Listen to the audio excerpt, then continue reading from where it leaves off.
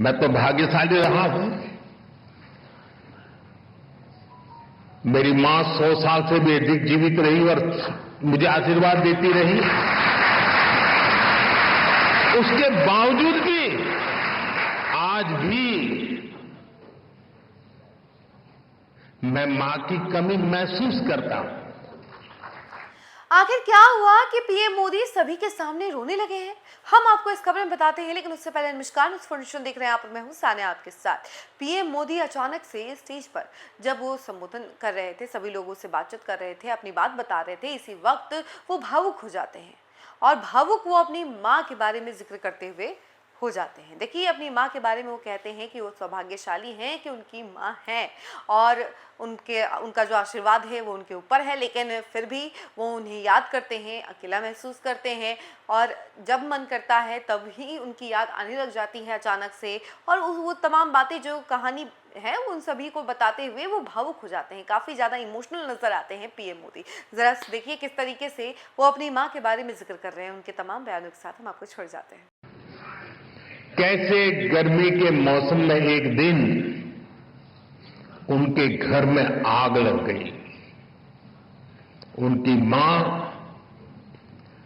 अपनी चिंता छोड़कर घर की चीजों को बचा रही थी। आखिर एक सामान्य परिवार में मां के लिए एक एक चीज बच्चों के पालन पोषण का जरिया होती है। उसी कोशिश में आग में फंसकर उनकी माता जी की मृत्यु हो गई।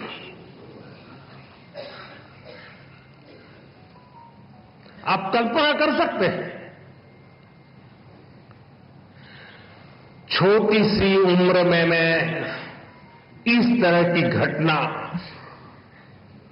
मां को इस तरह खो देना,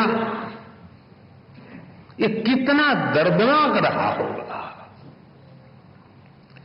मैं तो भाग्यशाली रहा हूं।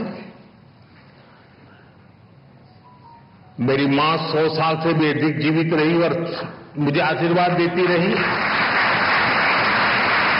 उसके बावजूद भी आज भी मैं मां की कमी महसूस करता हूं। साथियों, उनके जीवन का एक ऐसा दर्दनाक घटनाक्रम था, कोई भी इसे टूट सकता था, लेकिन कोविंद जी को उन मुश्किलों ने मजबूत किया। जो बचपन के इन संघर्षों के बीच कोविंद जी ने शिक्षा को अपने सामर्थ्य को बढ़ाने का मार्ग बनाया।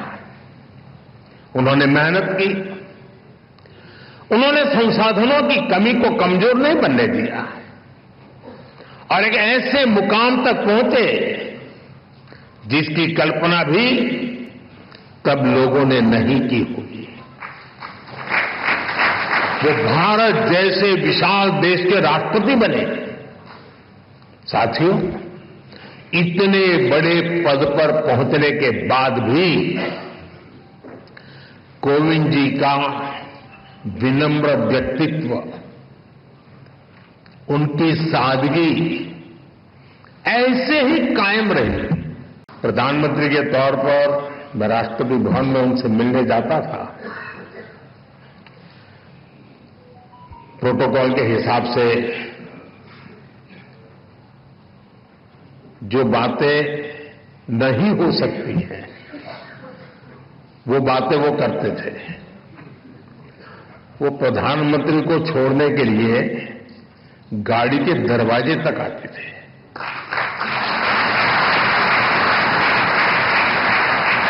मैं शुरू में उनको प्रार्थना करता रहता था, प्लीज आप ऐसा मत कीजिए, लेकिन उन्होंने जीवन के आखिर तक अपनी उस विनम्रता को भी छोड़ा नहीं।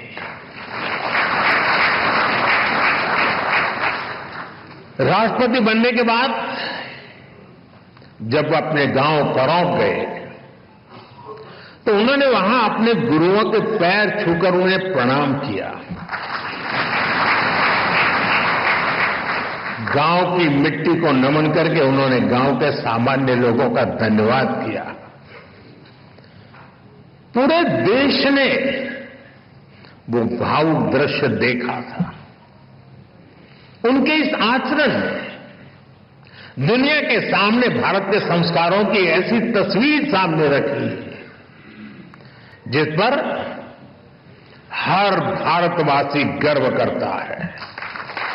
देवियों सज्जनों, अब मैं माननीय प्रधानमंत्री जी से विनम्र अनुरोध करती हूं कि कृपया अपने कर कमलों द्वारा श्री रामनाथ कोविंद जी की आत्मकथा the Triumph of the Indian Republic, my life my struggles का विमोचन करें।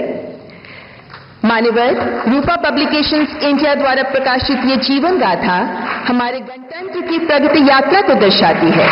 ये भारत के लोकतंत्र की शक्ति, संविधान के आदर्शों और उस अटूट विश्वास की कहानी है कि जिजीविषा प्रबल हो तो भारतीय गणराज्य में साधारण पृष्ठभूमि से उठकर उच्चतम पदों तक सुशोभित होना संभव है। अगले माह ये पुस्तक हिंदी में भी उपलब्ध होगी, जिसका टाइटल रहेगा भारतीय गणतंत्र की विजय गाथा, मेरा जीवन मेरा संघर्ष। आपका हार्दिक आभार।